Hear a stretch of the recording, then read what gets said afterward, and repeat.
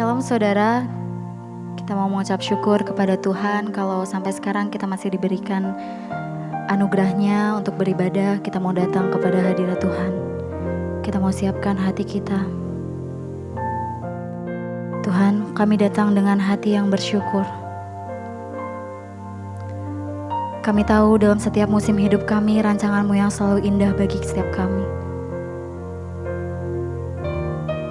Engkau tidak pernah meninggalkan kami sendirian, Tuhan. Siang hari ini kami mau datang mengucap syukur kepadamu.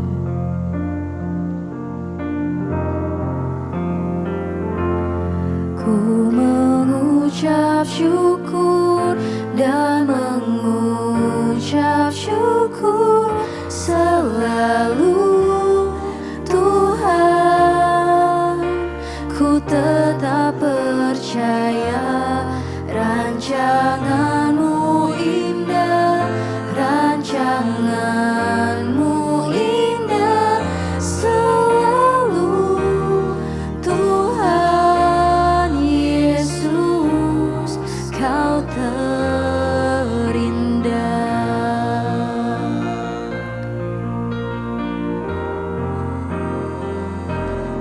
Ku mengucap syukur dan mengucap syukur selalu, Tuhan. Kami mau tetap percaya,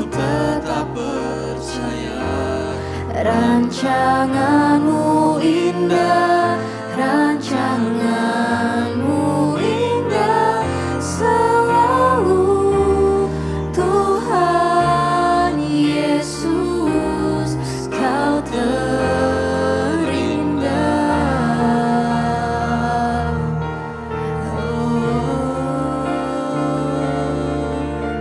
Terima kasih Tuhan, ku bersyukur. Kami naikkan. Ku mengucap syukur dan mengucap syukur selalu, Tuhan. Ku tetap percaya. Kami tahu rancangan-Mu yang terbaik bagi kami, Tuhan. Rancangan-Mu yang selalu indah di dalam hidup kami. Indah selalu, Tuhan Yesus, Kau terindah.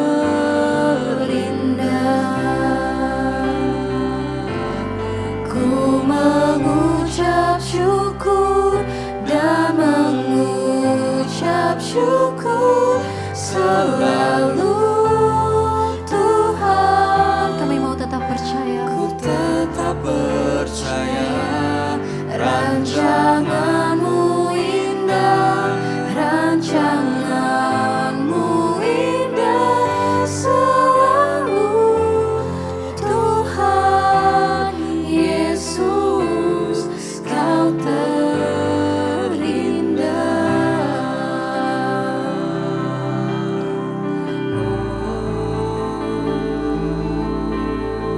Tuhan, Engkaulah kekuatan kami. Bahkan di saat kami lemah, kami tahu Engkau yang menopang hidup kami.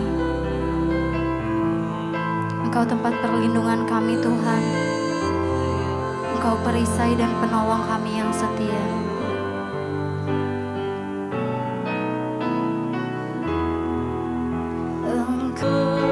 Tuhan, kami rindu Tuhan untuk selalu terhubung dengan-Mu.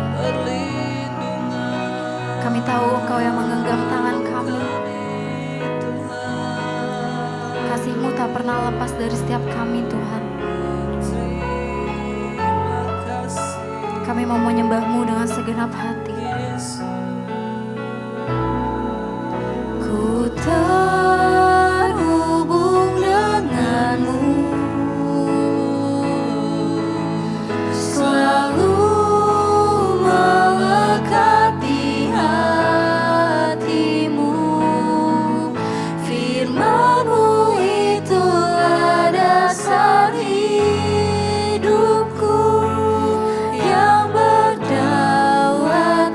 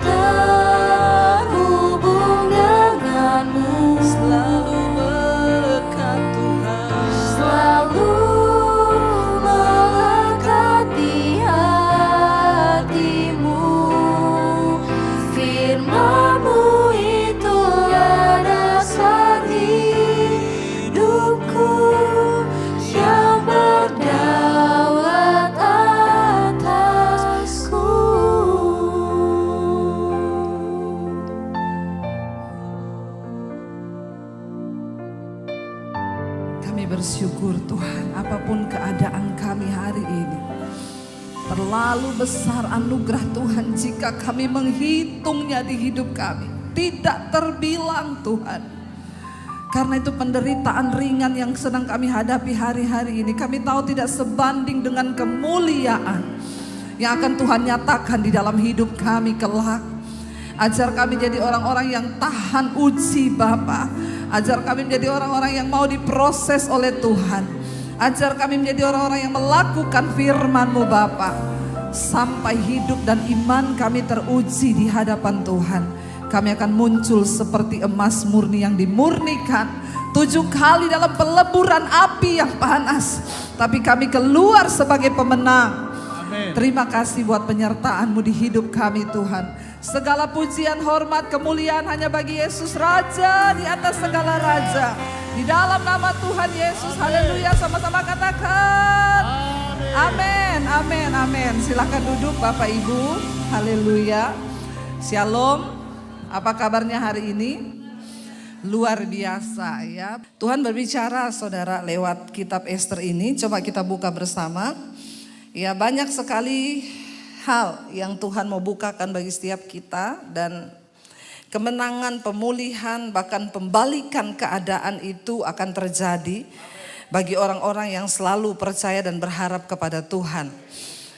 Saudara, kita tahu bersama ya dari kisah Ester, kalau saya bertanya, apa yang saudara tahu tentang Ester? Apa yang saudara tahu kalau sebut Ester? Puasa 3 hari 3 malam. Ya, puasa itu enak atau tidak? Ya, katanya enggak, ya tidak ya. Ya enak enggak puasa, jujur enggak. Yang enggak puasa itu enak makan. Puasa itu enggak enak, tetapi mendatangkan kuasa dan kemuliaan Tuhan atas hidup kita. Saudara, kisah Ester itu dimulai dari yang setelah saya membaca kemarin tuh Tuhan berbicara banyak ketika Pak Lukas sampaikan, kita ada di persekutuan kecil. Ya, tentang Ester itu ternyata yang kita hanya tahu dia itu berpuasa 3 hari karena bangsanya mau dibunuh. Setelah saya pelajari, saya mendapat banyak hal saudara. Siapa Ester? Ester itu adalah dan Mordekai, dia adalah pengasuhnya Ester. Mereka itu orang dari suku Benyamin yang dibuang dalam pembuangan di Babel.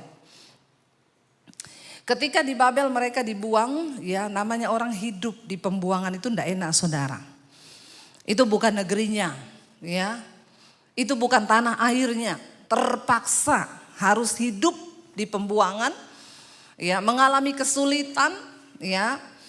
Lalu ketika satu saat saudara, Ratu Wasti, yaitu ratu dari Raja Ahasiweros itu dihukum mati karena dia dipanggil raja dan dia tidak menghadap. Akhirnya Ahasiweros marah sehingga dia menghukum mati ratu istrinya sendiri. Setelah itu raja ini muram ya, karena dia ingat-ingat istrinya, sekarang gak ada lagi ratu yang dicintai.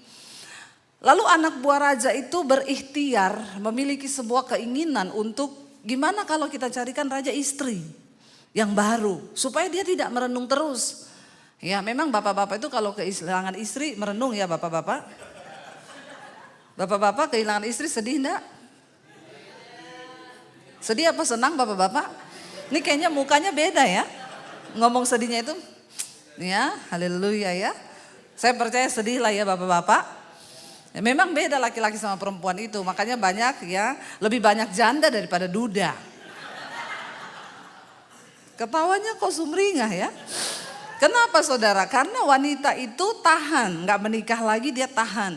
Lalu saudara, karena raja ini murung terus, akhirnya mereka berpikir carilah calon istri yang menarik di hati raja. Dikumpulin semua wanita cantik yang ada di negeri itu.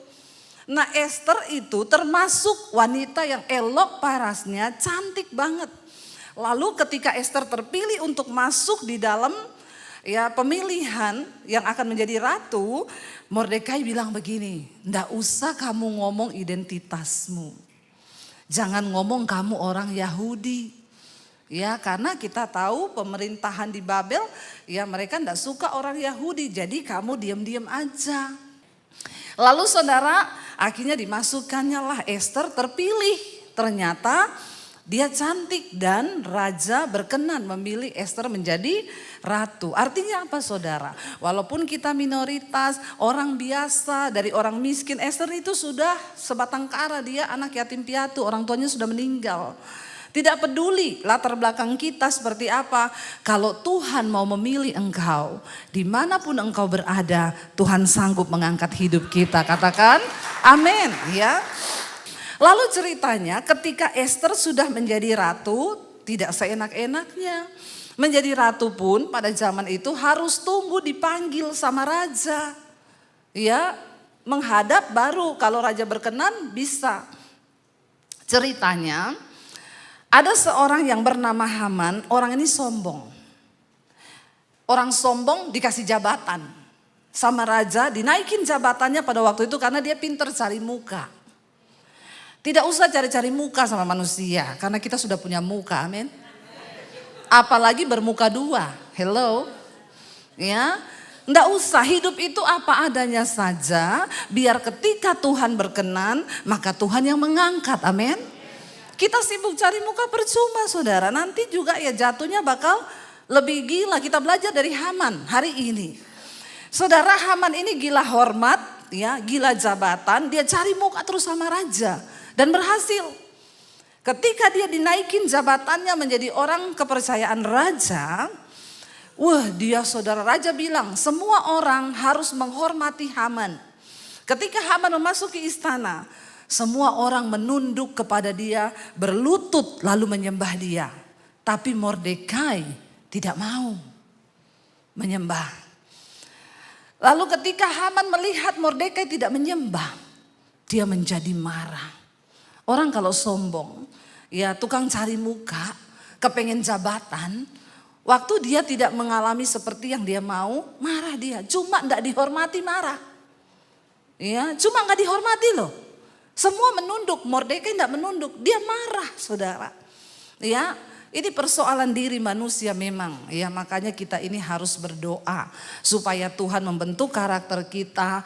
Ya, ketika kita ini kenapa perceraian terjadi dalam rumah tangga? Karena saya percaya saudara, segala sesuatu terjadi perpecahan karena sesuatu terjadi di luar kemauan kita. Istri itu maunya begini. Ya suami kalau aku pulang kamu tuh begini sama saya tuh harus begini. Suami juga ngomong ya kamu itu harus begini. Semua egonya kita yang dituntut pengen di ngertiin, pengen diginiin. Capek enggak saudara? Ya capek. Ketika ekspektasi yang kita mau itu tidak terjadi. Haman dia pengen disembah. Persoalannya cuma Mordekai tidak nunduk dan menghormati dia loh. Cuma itu persoalannya. Karena harga diri, merasa tidak dihormati, persoalan itu cuma itu. Ketika dia lihat Haman tidak menghormati dia, dia bilang gini, Mordekai tidak menghormati dia, Haman bilang begini, itu siapa ya Mordekai, orang Yahudi. Terlalu kecil bagiku hanya untuk membunuh, menggantung dia di tiang gantungan. Bahkan sebangsanya yang masih tersisa di kerajaan ini akan aku musnahkan. Gila gak saudara? Sakit jiwa toh? Sakit jiwa cuma karena Mordekai tidak nunduk dan menghormati. Dia bunuh, dia pengen bunuh seluruh orang Yahudi. Dan karena dia itu pintar cari muka sama raja, dia menghadap sama Raja Ahasiweros. Raja, di negerimu ini ada satu bangsa. Mereka itu gak tahu asal usulnya dari mana. Tapi mereka itu gak tunduk loh sama aturanmu. Kasih aku kuasa raja. Untuk aku melakukan sesuatu kepada mereka. Karena mereka tidak hormat sama kau. Saat itu juga Raja Ahasiweros mencopot cincin peraknya. Cincin pada zaman itu tanda materai. Orang membawa cincin raja. Apapun yang dia lakukan. Berarti itu seizin raja. Terserah kata raja. Ini cincinnya materai. Apapun yang kau mau lakukan kepada bangsa itu lakukan. Aku menyetujui. Lalu berarti seluruh bangsa Yahudi yang masih tersisa di sana harus mati. Ketika Mordekai mendengar akan hal itu, dia pakai baju kabung, semua orang Yahudi pakai baju kabung. Waktu Haman menulis undang-undang itu, bersiaplah. Orang-orang Yahudi akan dipancung mati dan harta bendanya akan diambil menjadi milik negara. Saudara bisa bayangkan, kalau hal itu mungkin terjadi kepada kita. Saya suka membayangkan cerita di Alkitab itu ketika terjadi dalam hidup kita. Tiba-tiba keluar sebuah makluman atau hukum bahwa kita semua akan dibantai dan dibunuh. Bagaimana perasaan kita, saudara? Ketakutan, stres, ya depresi pasti. Ini masalah nyawa. Lalu Mordekai menulis surat buat Esther, sampaikan pesan. Katakan kepada Esther, ya jangan berpikir karena kau ada di istana raja, maka engkau akan luput. Coba kita buka dulu, saudara. Nanti saudara pikir saya cuma cerita-cerita toh nggak ada ayatnya ya. Harus dibaca nih biar tahu, saudara ya. Mari kita lihat dulu Esther pasal 3 ayat yang ke-5 sampai ayat yang ke-6. Esther 3 ayat 5 sampai 6. Di sana dikatakan begini, saudara. Esther 3 ayat 5 sampai 6. Ketika Haman melihat bahwa Mordekai tidak berlutut dan sujud kepadanya, maka apa? Sangat panaslah hati Haman. Tetapi ia menganggap dirinya terlalu hina untuk membunuh hanya Mordekai saja. Karena orang telah memberitahukan kepadanya kebangsaan Mordekai itu, dia orang Yahudi. Jadi Haman mencari ikhtiar memunahkan semua orang Yahudi, yakni bangsa Mordekai itu di seluruh kerajaan Ahasiweros. Ya, cuma gara-gara gila hormat. Kita ini tidak pernah tahu, saudara, masalah apa yang ada di depan kita tidak tahu loh. Karena bayangkan, cuma gara-gara gila hormat, satu bangsa akan dimusnahkan loh. Ini kan masalah yang serius. Hanya karena dari seorang pribadi yang kebetulan punya kedudukan dan dekat dengan raja. Saudara, kita nggak tahu loh. Mungkin masalah-masalah yang terjadi dalam hidup kita itu sebenarnya bagi kita, aduh, tadinya itu hal sepele, tapi kenapa bisa menjadi besar? Ya, dan akhirnya ayat kita lompat ayat yang ke Esther pasal 4 ayat 11 sampai 13. Esther 4 ayat 11 sampai 13. Semua pegawai raja serta penduduk daerah-daerah kerajaan mengetahui bahwa bagi setiap laki-laki atau perempuan yang menghadap raja di pelataran dalam dengan tiada dipanggil hanya berlaku satu undang-undang, yakni hukuman mati. Hanya orang yang kepadanya raja mengulurkan tongkat emas yang dapat tetap hidup, dan aku selama 30 hari ini tidak dipanggil menghadap raja. Waktu Mordekai itu ngomong ke Esther, kasih tahu Esther, ya dia juga orang Yahudi loh. Lalu Esther bilang, kamu tahu kan orang itu kalau nggak dipanggil menghadap raja nggak bisa. Ya, apalagi kalau raja tidak mengulurkan tongkat emasnya, maka yang ada harus mati di penggal kepalanya. Walaupun aku ini istri, tapi sudah 30 hari ini, sudah 1 bulan aku ini tidak dipanggil-panggil. Ya, makanya saya nggak mau jadi istri raja. Mau ketemu suami aja angel ya. Bayangkan loh, kalau dipanggil, tidak dipanggil mati. Lalu dia bilang, kasih tahu sama Mordekai, tidak gampang. Aku harus membujuk raja untuk membatalkan semua maklumat itu. Ya, Esther ini di dalam kebimbangan juga, saudara. Waktu dia sampaikan itu, lalu dikatakan di sana begini. Ketika disampaikan orang perkataan Esther itu kepada Mordekai, maka Mordekai menyuruh menyampaikan jawab ini kepada Esther. Lihat saudara, jangan kira apa? Karena engkau ya di dalam istana raja, hanya engkau yang akan terluput dari antara semua orang Yahudi. Jangan kira karena engkau permaisuri, kalau hal itu memang dilakukan, maka engkau sendiri pun tidak akan luput dari kematian. Karena engkau adalah orang Yahudi. Artinya apa, saudara? Mordekai mengingatkan kepada Esther bahwa jangan pikir loh, jangan engkau pernah merasa aman dengan hidup ini. Mungkin ketika engkau punya uang, engkau udah punya pekerjaan yang mapan, dan engkau lupa mendekatkan diri dengan Tuhan. Jangan berdiam diri loh. Hari-hari ini saudara, tidak ada di antara kita satupun yang harus merasa aman. Kita semua harus mengejar hubungan kita dengan Tuhan. Kita semua harus mengejar perkenanan Tuhan. Sebab hanya dekat dengan Tuhan saja kita akan merasa tenang. Amin. Bukan soal jumlah depositmu, bukan soal uangmu yang akan membuat engkau tenang. Tapi mendekat dengan Tuhan itu yang membuat kita tenang. Lalu Mordekai bilang, sampaikan kepada Esther. Lalu Esther ayat 15, dia berkata begini, Esther 4 ayat 15. Maka Esther menyuruh menyampaikan jawab ini kepada Mordekai, ya. Pergilah, kumpulkanlah semua orang Yahudi yang terdapat di Susan dan berpuasalah, ya, untuk aku. Janganlah makan dan janganlah minum 3 hari lamanya, baik waktu malam, baik waktu siang. Aku serta dayang-dayangku pun akan berpuasa demikian. Dan kemudian aku akan masuk menghadap raja. Sungguh pun berlawanan dengan undang-undang. Ya, kalau terpaksa aku mati, maka biarlah aku mati. Apa yang sedang Esther cari? Dia tahu dia tidak punya kuasa sebagai ratu untuk melawan undang-undang. Dia tahu tidak ada kekuatan apa-apa. Yang dia butuhkan hanyalah perkenanan Tuhan. Dari kitab Esther kita bisa belajar untuk mendapatkan perkenanan, pembalikan keadaan dalam hidup kita. Kita cuma butuh satu hal, yaitu perkenanan Tuhan. Yang Esther gumuli hanya apa? Raja ini mengulurkan tongkat. Ini bicara perkenanan, saudara. Kalau hati raja berkenan, maka apapun yang dia minta pasti akan diberikan. Ya, lalu dia berkata, sampaikan dan umumkan bahwa kita semua harus berpuasa 3 hari 3 malam. Saudara yang belum pernah silakan coba.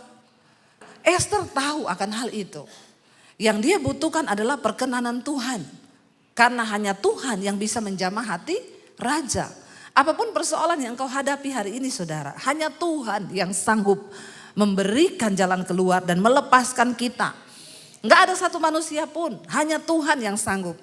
Akhirnya saudara, Esther berpuasa. Tapi saya tertarik, saudara, siapa sebenarnya pribadi Esther ini? Saudara tahu ketika mereka itu dikumpulin untuk menjadi ratu, ya. Di Esther pasal yang kedua, kita lihat bersama ayat 12 sampai 13. Esther 2 ayat 12 sampai 13. Tiap-tiap kali seorang gadis mendapat giliran untuk menghadap Raja Ahasiweros, Esther 2 ayat 12. Dan sebelumnya ia dirawat menurut peraturan bagi para perempuan selama 12 bulan. Sebelum menjadi ratu, mereka dirawat dulu selama 12 bulan menurut aturan yang ada semua perempuan. Sebab seluruh waktu itu digunakan untuk pemakaian wangi-wangian. 6 bulan untuk memakai minyak mur dan 6 bulan lagi untuk memakai minyak kasai serta lain-lain wangi-wangian perempuan. Lalu gadis itu akan masuk menghadap raja dan kalau dia dapat perkenanan raja, segala apa yang dimintanya itu akan diberikan kepadanya. Saudara, ternyata untuk mendapatkan perkenanan raja, seorang wanita yang akan menjadi permaisuri itu dilulurin, diwangi-wangiin selama 1 tahun 12 bulan. Dipakein 6 bulan itu minyak mur supaya tidak ada bau badan sedikit pun. Karena kalau dia masuk menghadap raja ada bau keringat. Ini saya bilang bau keringat kok pada ketawa ya. Ya itu raja akan terganggu dan dia tidak akan dapat perkenanan ya. Karena memang bau keringat itu ya enggak enak saudara ya. Tapi ada orang bau keringat dia enggak sadar kalau dia bau keringat. Nah itu yang menakutkan ya. Itu menyiksa orang-orang di sekelilingnya ya. Dia bilang enggak saya enggak bau harum kok. Nah gitu saudara dia diwangi-wangiin sampai aroma tubuhnya itu mengeluarkan wangi minyak mur 12 bulan. 6 bulan dikasih wangi-wangi minyak mur. Lalu 6 bulannya rempah-rempah. Untuk menghadap raja dan mendapatkan perkenanan raja. Arti rohaninya apa saudara? Kalau engkau ingin mendapatkan perkenanan Tuhan. Jangan ada bau yang tidak senang di mata Tuhan. Jangan ada bau dosa di hidup kita yang membuat Tuhan jijik dan muak dalam hidup kita. Kemunafikan, segala hal-hal yang berbau dosa. Mungkin orang lain tidak lihat, tapi Tuhan itu maha melihat. Mari kita tinggalkan segala kenajisan, kepahitan, iri hati, kedengkian, ya, homoseksual, lesbian, ya. Kita tahu semua itu menentang hukum-hukum Tuhan. Jangan sampai kita hidup menjadi orang yang berbau busuk di depan Tuhan. Dan bau kita itu najis sehingga Tuhan jijik. Boro-boro kita dapat perkenanan Tuhan. Berhadapan dengan kita saja Tuhan tidak mau. Jangan ada yang menyimpan dosa, perselingkuhan, kepahitan. Buang itu semua. Kita tahu diri kita ini siapa. Cek diri kita. Dan Alkitab berkata Tuhan menaruh hukum-hukumnya dalam hati manusia. Supaya kita tahu mana yang berkenan kepada Tuhan, mana yang tidak. Engkau kepahitan sama orang, engkau tahu itu Tuhan tidak suka toh. Ya lepaskan pengampunan. Tuhan dalam nama Yesus, aku ini jengkel sama dia itu Tuhan, jengkel. Tapi karena firman-Mu berkata aku tidak boleh jengkel. Dalam nama Yesus, aku ampuni dia Tuhan, aku lepaskan. Itu bukan untuk kebaikan orang itu aja saudara.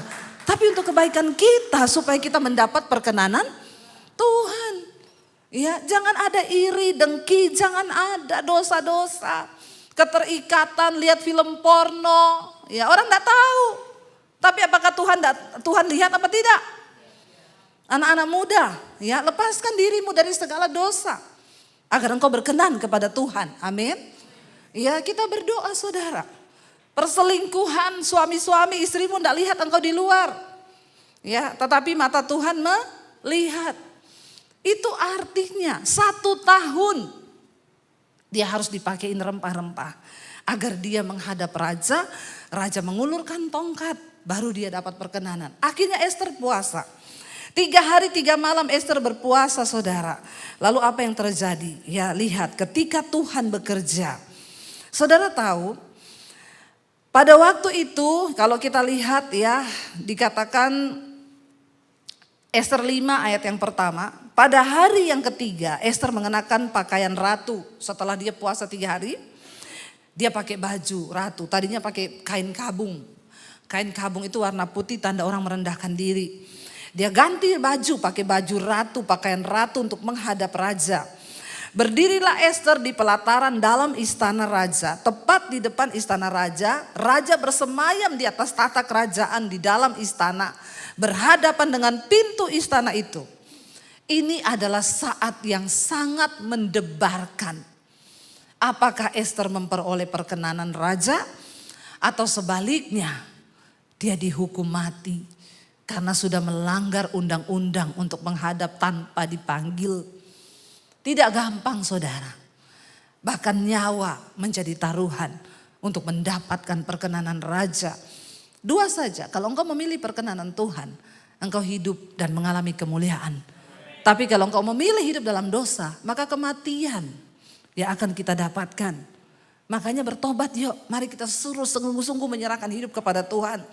Ketika Esther berdiri dikatakan ketika raja melihat Esther sang ratu berdiri di pelataran, berkenanlah raja kepadanya. Sehingga raja mengulurkan tongkat emas yang di tangannya ke arah Esther. Lalu mendekatlah Esther dan menyentuh ujung tongkat itu. Tanya raja kepadanya, apa maksudmu hai Ratu Esther? Dan apa keinginanmu? Sampai setengah kerajaan sekalipun akan kuberikan. Kalau raja sudah mengulurkan tongkat, apapun yang diminta harus dikasih saudara. Dia bilang setengah kerajaan pun akan aku berikan. Jawab Esther. Jikalau baik pada pemandangan raja, datanglah kiranya dengan Haman pada hari ini ke perjamuan yang akan aku adakan ya bagi raja. Maka titah raja hari ini cepat suruh Haman panggil. Kita akan makan di perjamuan yang Esther akan berikan. Esther bikin perjamuan. Singkat cerita saudara. Lagi minum anggur dan makan raja tanya kepada Esther. Apa yang engkau mau? Kasih tahu apa yang engkau mau maka aku akan menuruti. Esther enggak terburu-buru. Dia bilang kalau memang raja mau ya mendengarkan permohonan hamba ini maka biarlah hamba mendapatkan kasih di mata raja. Besok datang lagi ke perjamuan yang akan aku adakan. Raja dan Haman harus datang ke perjamuan itu. Belum langsung dia minta, saudara. 2 kali dia suruh raja datang. Raja bilang, oke, baik, besok aku akan datang. Lihat Tuhan bekerja.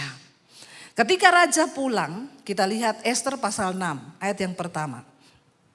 Ester pasal 6 ayat yang pertama. Tuhan bekerja.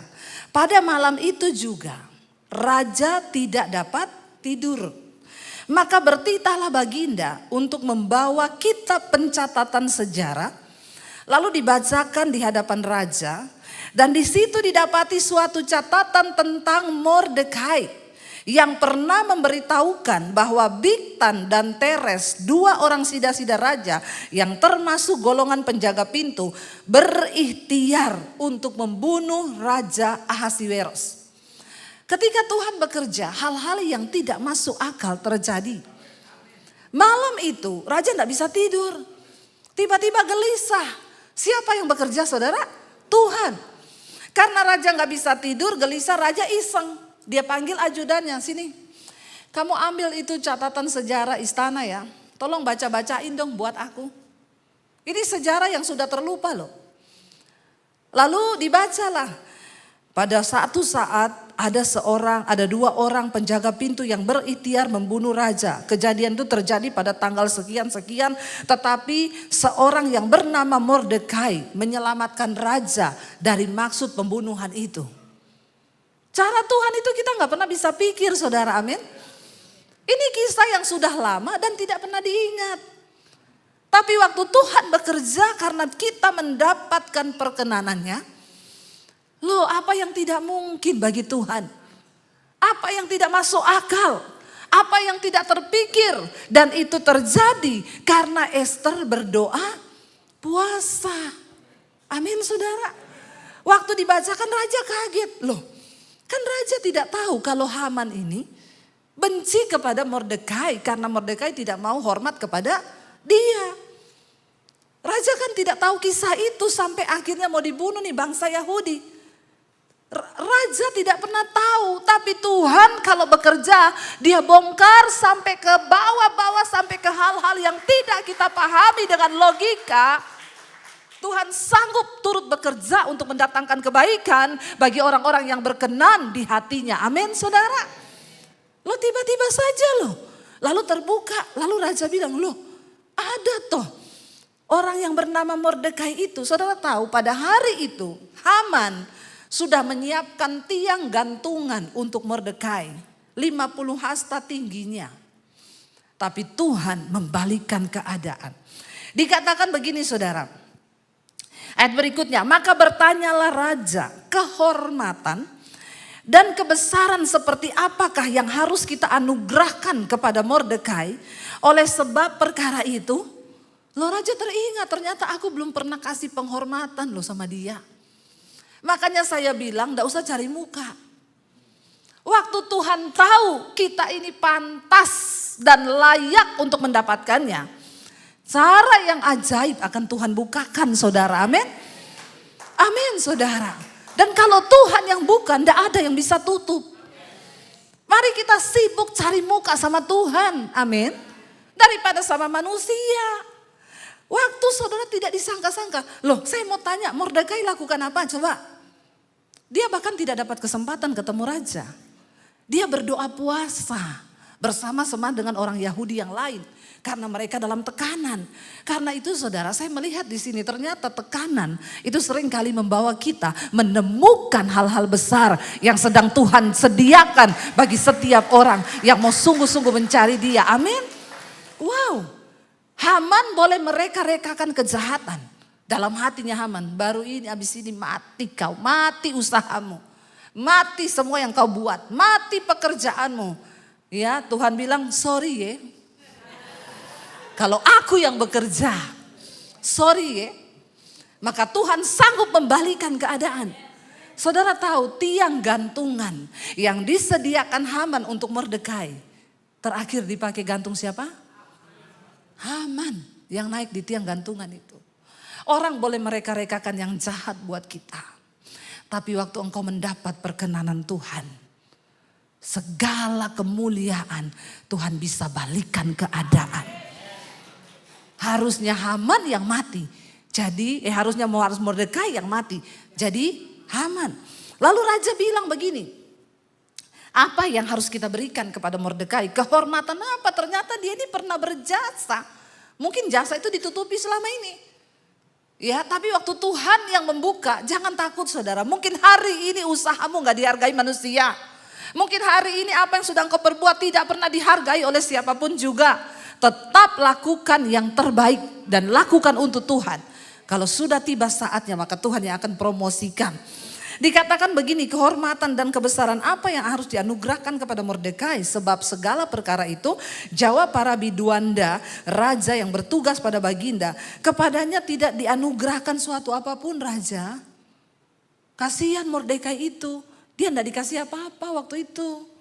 Raja kaget, oh dia tidak dapat apa-apa. Setelah Haman masuk, bertanyalah raja kepadanya. Haman yang ditanyai, raja ini tidak ngerti apa-apa soal Haman ini kepahitan sama Mordekai kan. Raja tanya sama Haman begini. Raja bilang begini ketika Haman masuk. Apa yang harus kita lakukan kepada orang yang berjasa kepada raja? Ya, apa yang harus raja berikan? Ya, apakah kita harus, dia bilang begini. Apakah yang harus dilakukan kepada orang yang raja berkenan menghormatinya? Kata Haman dalam hatinya. Siapa lagi yang raja berkenan menganugerahkan kehormatan lebih daripadaku? Dia GR. Raja tanya begini, habis ini pasti aku dapat sesuatu. Ya, itulah orang saudara. Ya, kalau hatinya penuh kebusukan, iri, dengki, gila hormat, gila jabatan. Lalu apa yang dia dapat saudara? Dia pikir dia yang akan dikasih itu. Pasti raja tanya buat aku. Oleh karena itu jawab Haman kepada raja, mengenai orang yang raja berkenan menghormatinya, hendaklah diambil pakaian kerajaan yang biasa dipakai oleh raja sendiri. Kurang ajar enggak? Dia itu mau menyamakan diri, dia pikir buat dia toh. Dan lagi kuda yang biasa dikendarai oleh raja sendiri dan yang diberi mahkota kerajaan di kepalanya. Dan hendaklah diserahkan pakaian dan kuda itu ke tangan seorang dari antara para pembesar raja, orang-orang bangsawan. Lalu hendaklah pakaian itu dikenakan kepada orang yang raja berkenan menghormatinya. Kemudian hendaklah ia diarak dengan mengendarai kuda itu melalui lapangan kota. Sedang orang berseru di depannya, beginilah dilakukan kepada orang yang raja berkenan menghormatinya. Ternyata semua yang dia sebutkan itu untuk Mordekai. Dia sudah menyebutkan yang terbaik karena dia pikir itu untuk, kasihan deh lu. Jangan GR, Tuhan tahu siapa milik kepunyaannya. Amin. Berkat itu tidak bisa tertukar. Bagian kita hari ini, mari jaga hidup kita, mari jaga langkah kita supaya kita selalu ada dalam perkenanan Tuhan. Sehingga kita tahu akhir dari cerita ini saudara. Ketika Ester mendapatkan perkenanan Tuhan. Ketika Ester mendapatkan perkenanan raja. Besoknya raja bertanya, apa yang engkau mau? Lalu Ester memberitahukan, batalkan undang-undang yang sudah dibuat itu. Lalu akhir dari cerita kisah ini, Haman mati dibunuh di tiang gantungan yang didirikannya bagi Mordekai. Mordekai diangkat menggantikan posisinya Haman. Ester pun mendapatkan kelegaan. Tuhan sanggup membalikan keadaan. Saya undang para imam musik maju ke depan. Yang kita butuhkan hanya penyertaan Tuhan. Waktu Tuhan beserta dengan kita, ketika Tuhan beserta dengan gerejanya di tempat ini. Hanya karena perkenanan Tuhan. Kita bangkit berdiri bersama. Kita katakan pujian tadi. Anugerahmu, anugerahmu, anugerahmu, semua karena anugerahmu, semua karena anugerah. Bukan karena kekuatan kami Tuhan, bukan karena kekuatan. Anugerahmu,